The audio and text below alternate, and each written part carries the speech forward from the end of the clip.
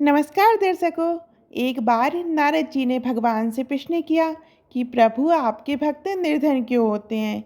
भगवान बोले, नारद जी मेरी कृपा को समझना बड़ा ही कठिन है।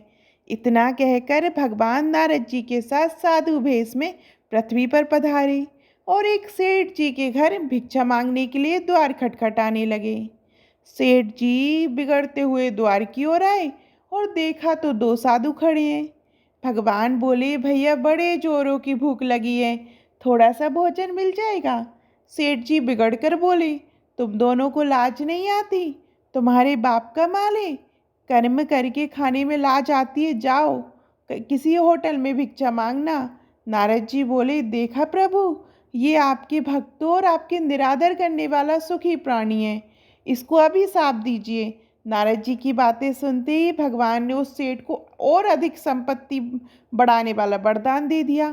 इसके बाद भगवान नारद जी को लेकर एक बूढ़ी मैया के घर गए, जिसकी एक छोटी सी झोपड़ी थी, जिसमें एक गाय के अलावा और कुछ भी नहीं था।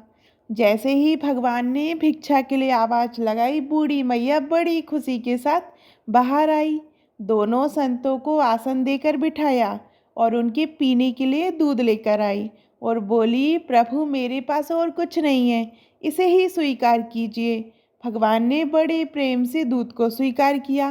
तब नारद जी ने भगवान से कहा, प्रभु आपके भक्तों की संसार में देखो कैसी दुर्दशा है, मेरे से तो देखी नहीं जाती। ये बेचारी बूढ़ी मैया आपका भजन करती हैं और अतिथि सत्कार भी करती हैं, आप इसको कोई अच्छा सा आशीर्वाद दीजिए। भगवान ने थोड़ा सोचकर उसकी गाय को मरने का भी शाप दे डाला। ये सुनकर नारद जी बिगड़ गए, बहुत गुस्सा आया और कहा, प्रभु जी आपने क्या किया?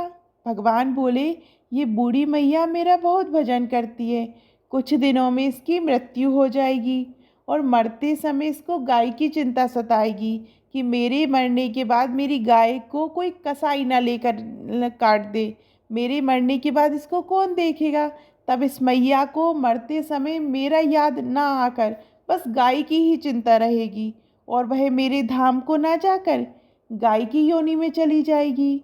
उधर सेठ को धन बढ़ाने वाला वरदान दिया कि मरने के वक्त धन और तिजोरी का ध्यान करेगा और वह तिजोरी के नीचे सांप बनेगा।